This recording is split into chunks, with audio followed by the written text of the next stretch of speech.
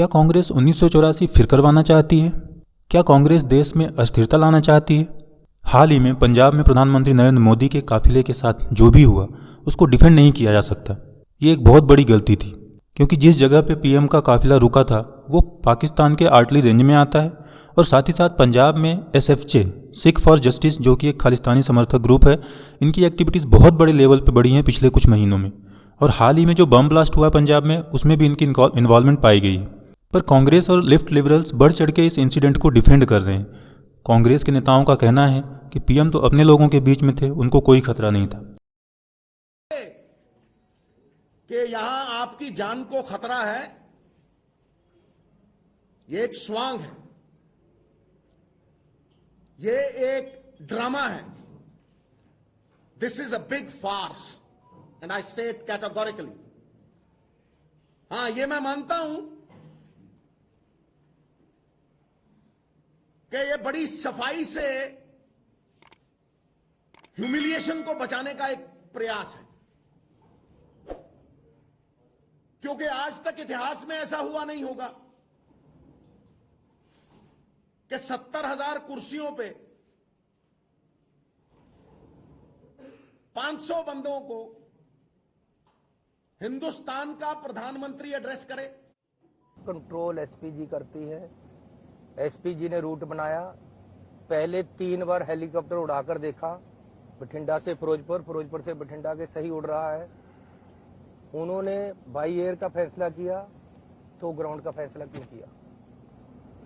अगर एक्चुअली क्या बात है, वहां रैली रखी गई थी, 70,000 कुर्सी लगा दी, 700 बंदा पहुंचा, खाली कुर्सियां दिख रही थी, तो वापस तो 10 किलोमीटर आगे से भी जाना था, तो 10 किलोमीटर पीछे से निर्णय ले लिया कि वापस चले।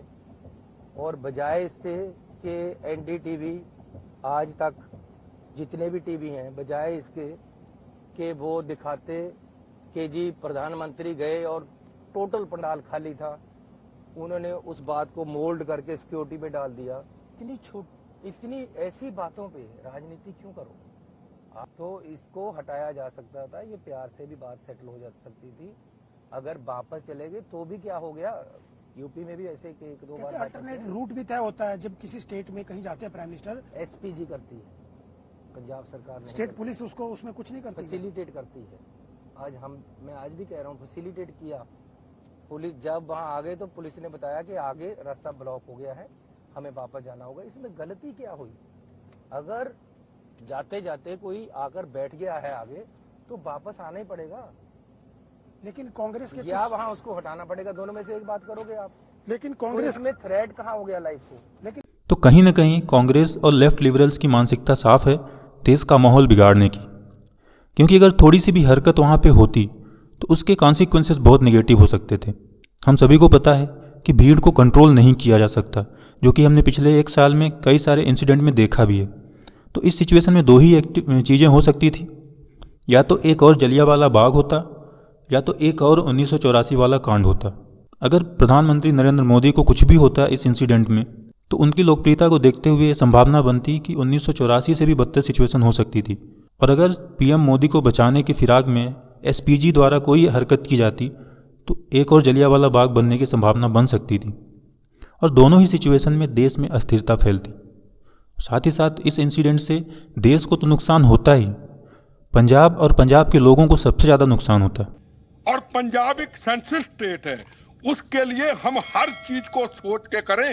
जो गलतियां उस वक्त कांग्रेस के टाइम से हमने हुई हैं, हमने भिंडरावाला घुसेड़ा था ना, हरमंदर साहब में हमने, हमारे नेताओं ने घुसेड़ा था ना, क्या हुआ?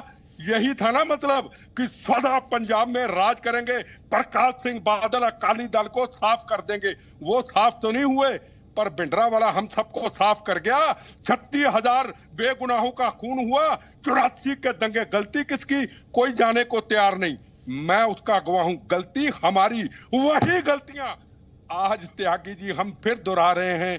क्या चैनलों पे बहस करनी है? कड़वा सच है। अगर फिर कहता हूं नरेंद्र मोदी जी को कुछ हो जाता तो दिल्ली नहीं पूरे देश में 84 के दंगों की तरह इतिहास बनता। क्या उसका जिम्मेदार चन्नी होता? क्या उसका जिम्मेदार नवजोत सिंह सिद्धू होता? क्या उसकी जिम्मेदार सोनिया गांधी, प्रियंका गांधी, राहुल गांधी होते? तो कहीं ना कहीं कांग्रेस की मानसिकता साफ है और कांग्रेस एक बहुत ही खतरनाक खेल खेल रही है देश और देश के लोगों के साथ, और हम सभी को ये समझने की ज़रूरत है। तो आज की वीडियो में इतना ही। जय हिंद, जय भारत।